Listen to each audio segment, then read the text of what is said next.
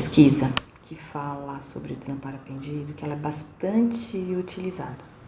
É do Mart Seligman. Ela foi feita lá em meados de 1965. Mart Seligman é um psicólogo da Universidade da Pensilvânia e ele fez um experimento utilizando os seus cães, tá?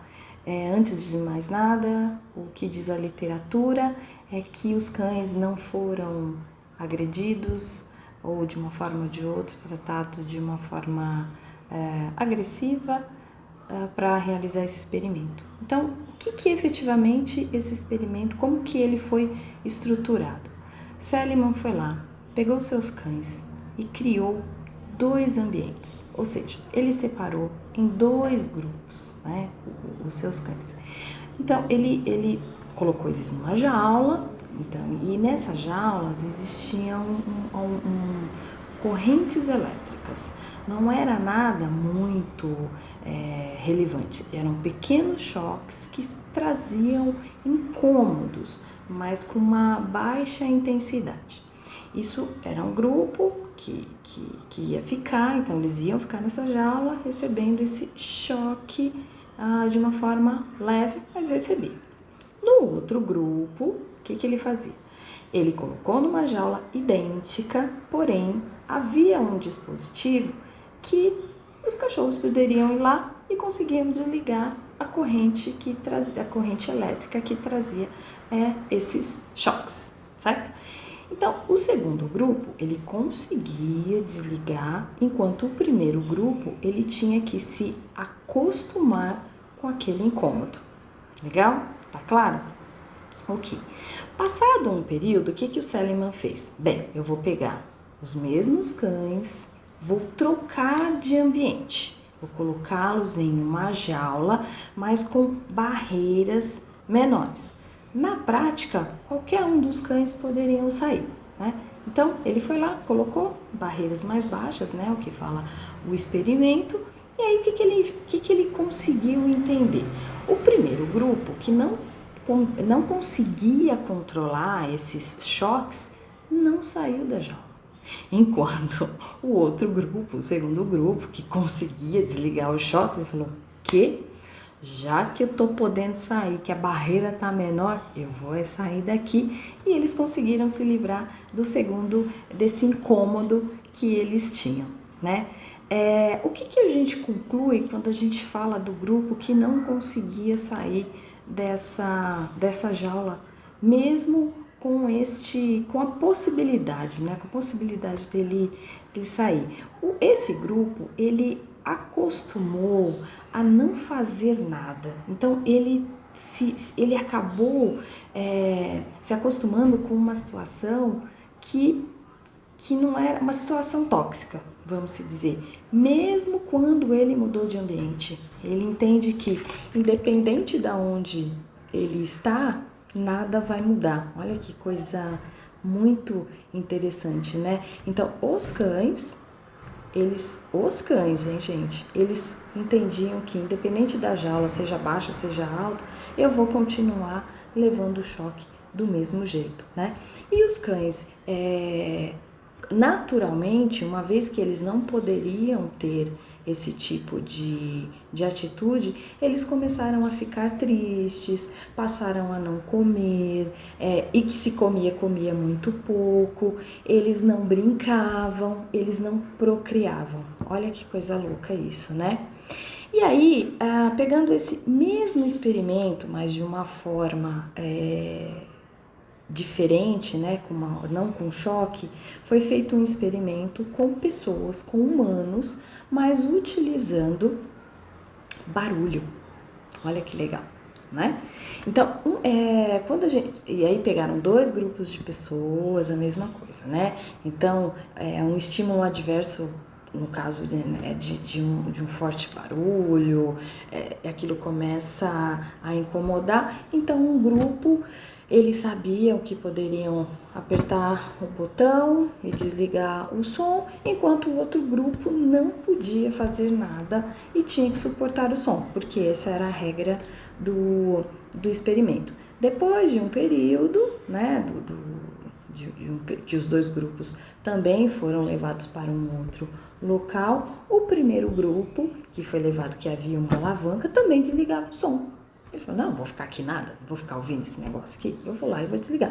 O segundo grupo, que a primeira orientação era que não podia desligar o som, também foi levado para uma sala idêntica, diferente dos cachorrinhos, que era uma barreira menor, né, era mais baixa, com uma alavanca que também poderia desligar, interromper o barulho, porém não conseguiram obter o mesmo resultado, né, o mesmo intento da segunda.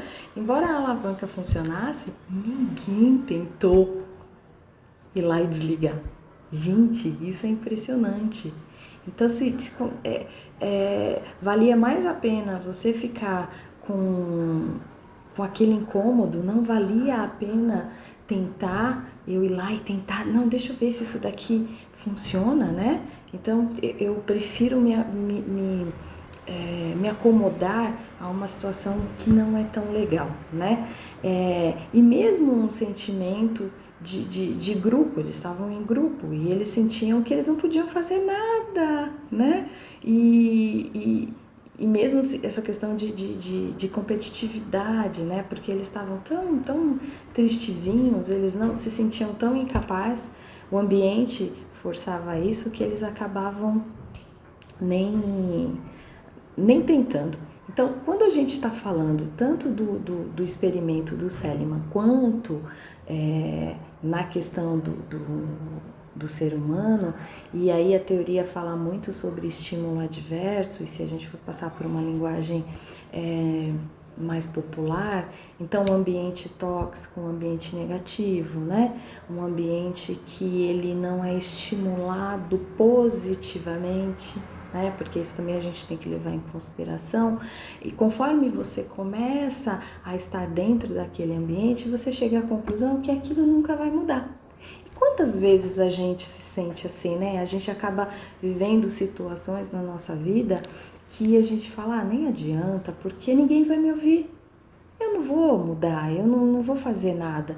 E você acaba estabelecendo um ambiente de sofrimento, e às vezes de raiva, de situações não legais, que isso acaba reverberando na sua vida. Né? Isso que a gente fala você cria uma capacidade mesmo que você não tenha.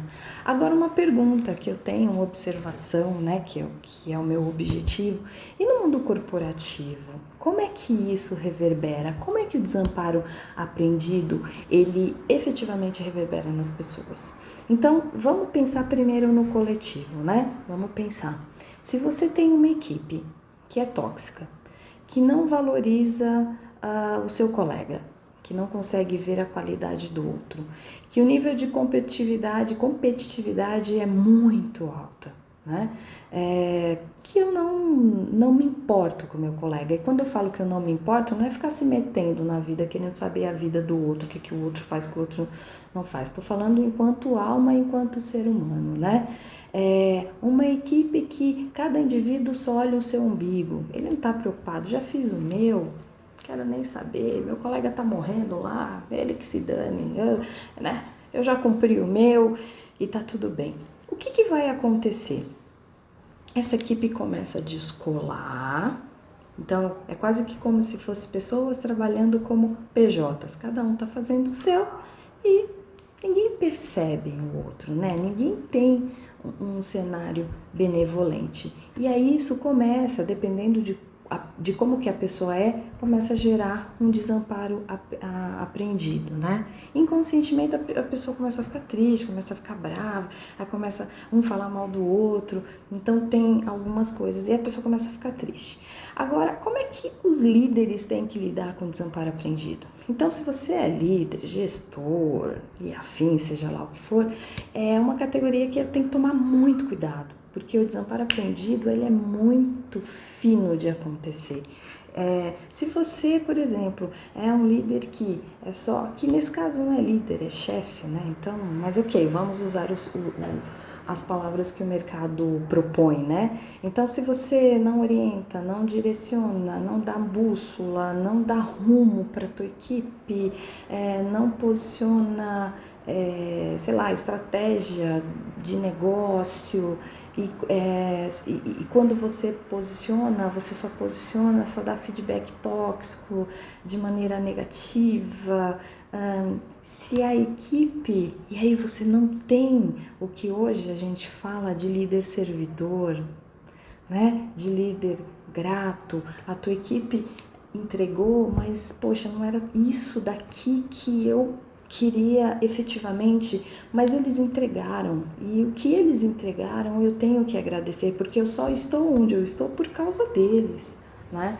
Se eles não existissem, eu não era nem diretor, nem superintendente, nem gerente, nem supervisor, nem nada, né? Eu seria apenas mais um colaborador dentro da empresa. Se você não tem essa servidão, né? E não é ser escravo, tá, gente?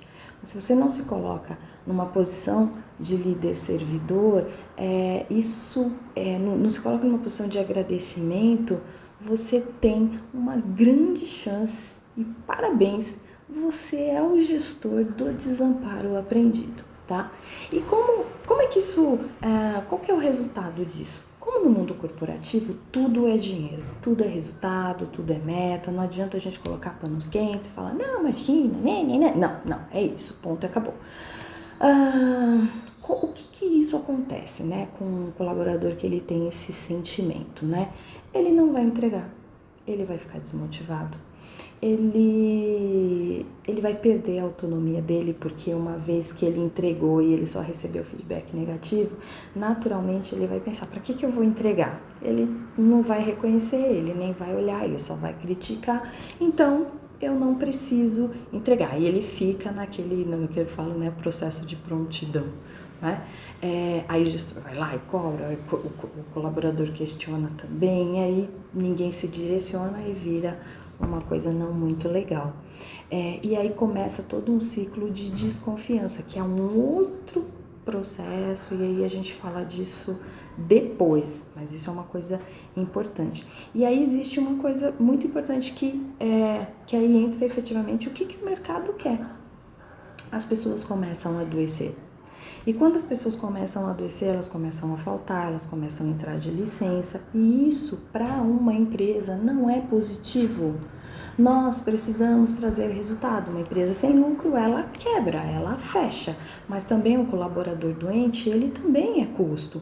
Então, quando eu tenho um colaborador motivado dentro da minha empresa, é muito melhor, é muito mais agregador. Vou ter pessoas felizes, vou ter pessoas que vão estar se realizando profissionalmente, a família dessa pessoa está feliz, porque não vai faltar o pão de cada dia para essa família, e vão ter pessoas que vão querer estudar, que vão querer ter conhecimento, e olha que legal, vai trazer resultado para a empresa, seja ela de capital aberto ou capital fechado. Isso a gente tem que levar em consideração. E isso de fato acontece. Então, quando a gente fala do desamparo aprendido, ele é muito tênue. A própria literatura, ela fala que o desamparo aprendido, ele pode ser gerado por estímulos adversos, dolorosos e desagradáveis. E isso gera a incapacidade de uma pessoa. Ela acaba sentindo que, já que eu não vou contra, eu nem vou tentar, né? Nem vou tentar porque eu não vou ser reconhecido, ninguém vai me enxergar. Então, eu nem quero me preocupar com esse tipo de coisa.